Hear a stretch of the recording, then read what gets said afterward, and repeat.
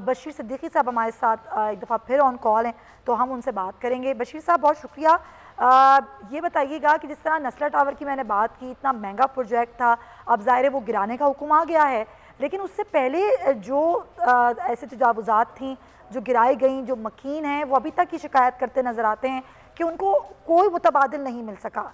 तो इस बात की यकीन दहानी कैसे कराई जाएगी कि न कि सिर्फ उनको मुतबादिल मिलेगा, बल्कि वो लोग जो नस्ला टावर के मकीन हैं उनको भी जल्द से जल्द मुतबादिल मिल जाएगा?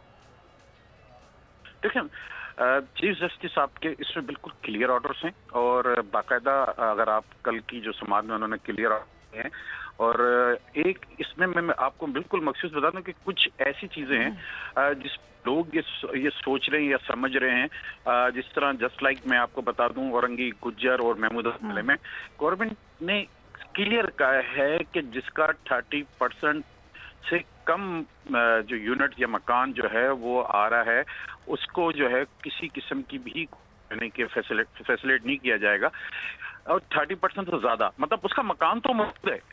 अगर आप ये देख लें कि जो वहां पर 100% मकान में से 30% से किसी का 2 फीट जा रहा है, किसी का 5 फीट जा रहा है, किसी का 7 फीट जा रहा है, और वो औजात के जमरे में आ रहा है, तो उसको कुछ नहीं दिया जाएगा। लेकिन इसका 30% से ज्यादा जा रहा है, उसके लिए गवर्नमेंट ने पॉलिसी बनाई है और वो दिया जा रहा है।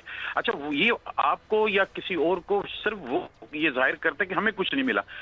आपका 5 फीट गया, 4 फीट गया, 2 फीट गया, वो तो जस्ट लाइक आपकी सीढ़ियां गई, आपका क्या नाम कहते, कोई एक छोटा मोटा बाहर का गैरेज आपने जो ज्यादा बनाया वो गया, तो उसको आपको क्या आप जो है अल्टरनेट दिए, बिल्कुल जस्ट लाइक ये इस किस्म की बात है। बाकी तमाम लोगों की नाला औरंगी नाला उसमें आईडी बनी हुई है, सर्वे हुआ है, उनको सबके शनाख्ती कार्ड की कापियां ली हुई हैं, और सब ये दूसरे यानी छठे महीने का वो चेक वसूल कर रहे हैं।